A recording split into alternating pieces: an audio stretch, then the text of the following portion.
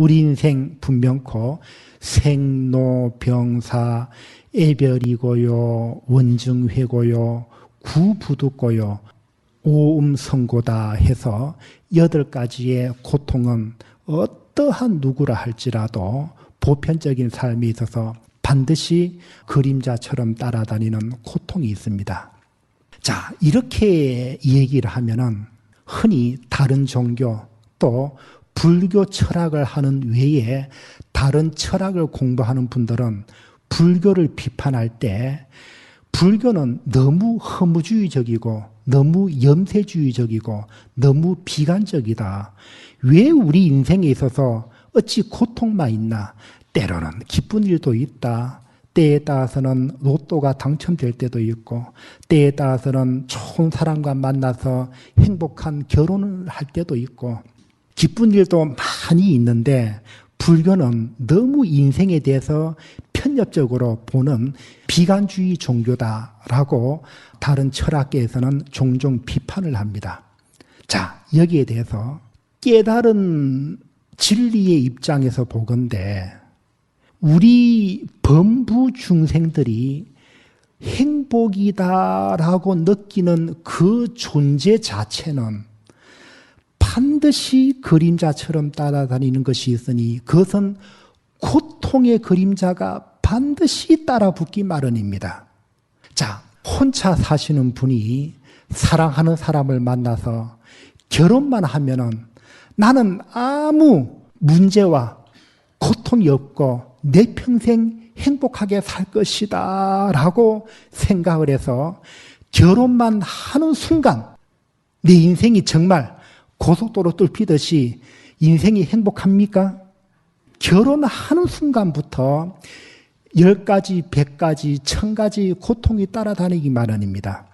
자식 없는 사람들에게 가장 큰 소원은 떡두꺼비 같은 우리 아들 하나만 있으면은 나는 아무 바랄 것이 없다 라고 한다 할지라도 자식 놓는 순간부터 흔히 우리 옛 어른들 말씀에 가지 많은 나무 잠잘 일 없다라는 말씀이 있듯 우리 인생 살아가면서 자식 생기는 순간부터 또한 1000가지, 10,000가지의 고통은 따라붙기 마련입니다. 그래서 우리 인간들이 그토록 저 위치에 가면은 아니면은 저것만 가지면은 저렇게만 된다면은 아마 행복할 것이야 라고 하는 그러한 존재는 반드시 그림자처럼 따라다니는 고통과 괴로움과 덧없음이 따라다닌다는 것을 여러분들은 여실하게 보는 눈이 필요로 합니다.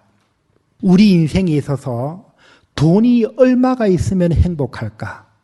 자, 우리 불자님들, 정기예금에 돈이 얼마쯤 있으면 가장 행복할까요?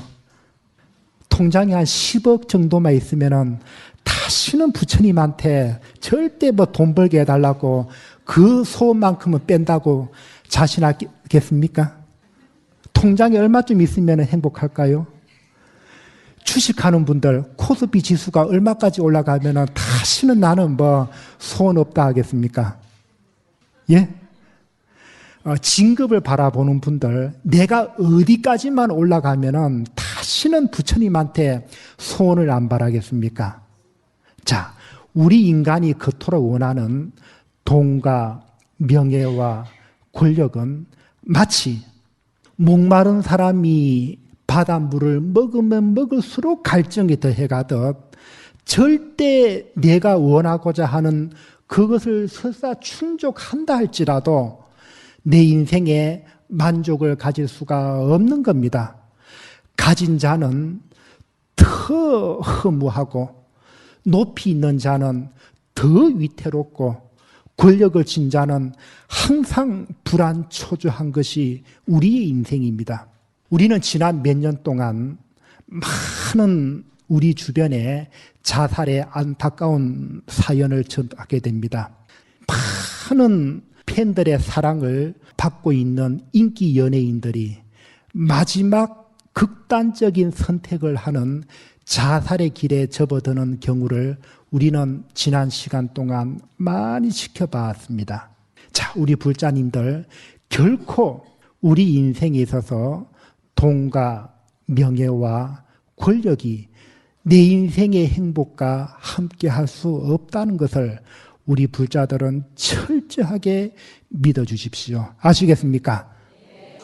오직 불교적 행복으로 접근을 하셔야 됩니다. 불교라고 하는 종교는 어떤 종교인가?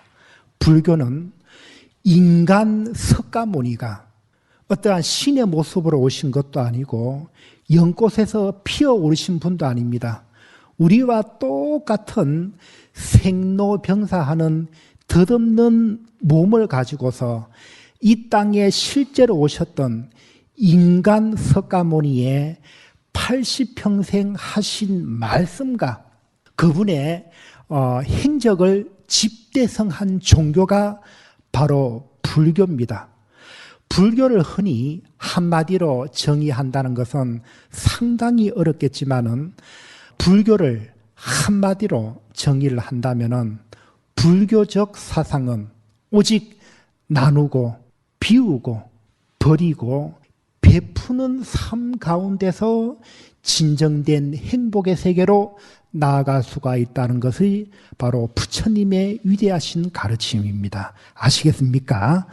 자, 우리 불자님들, 이때까지는 인생을 살면서 더 높은 것을 위해서, 더 채우기 위해서, 더 많이 갖기 위해서 노력하셨다면 지금 이 순간부터는 우리도 부처님처럼, 나도 부처님처럼 살아가기를 다짐하면서 이제는 나누고 비우고 버리고 베푸는 가운데서 인생의 진정된 행복으로 나아가십시오.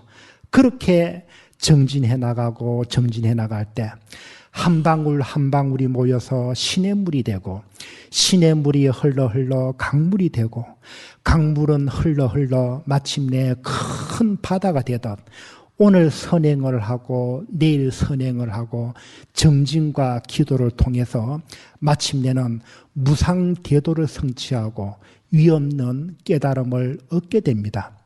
마땅히 우리 불자들의 궁극적으로 지향해야 될 곳은 바로 해탈 열반의 세계로 지향을 하셔야 됩니다.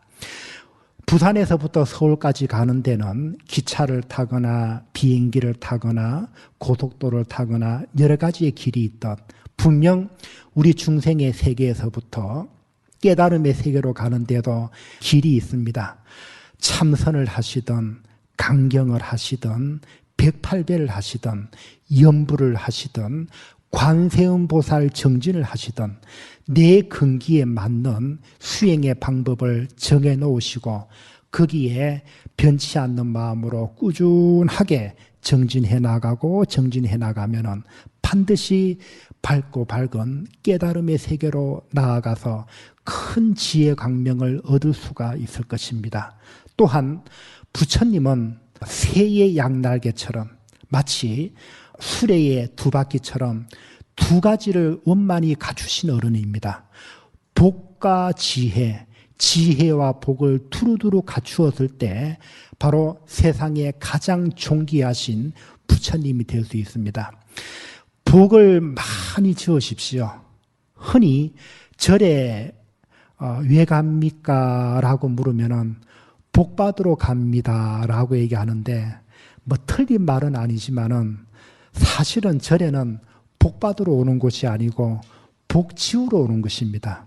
절에 와서 기도와 정진을 하시고 내 시간과 내 수준에 맞는 신행 활동을 하시고 또 정기적으로 불사를 후원하시고 시주공덕 지으시고 이렇게 공덕을 지어서 복을 한량없이 짓고 기도와 정진을 통해서 내 마음에 있는 탐내고 성내고 어리석음을 버리고 나를 내려놓고 너다 내다라고 하는 집착을 내려놓았을 때 우리는 큰 지혜, 광명의 세계로 나아갈 수가 있습니다.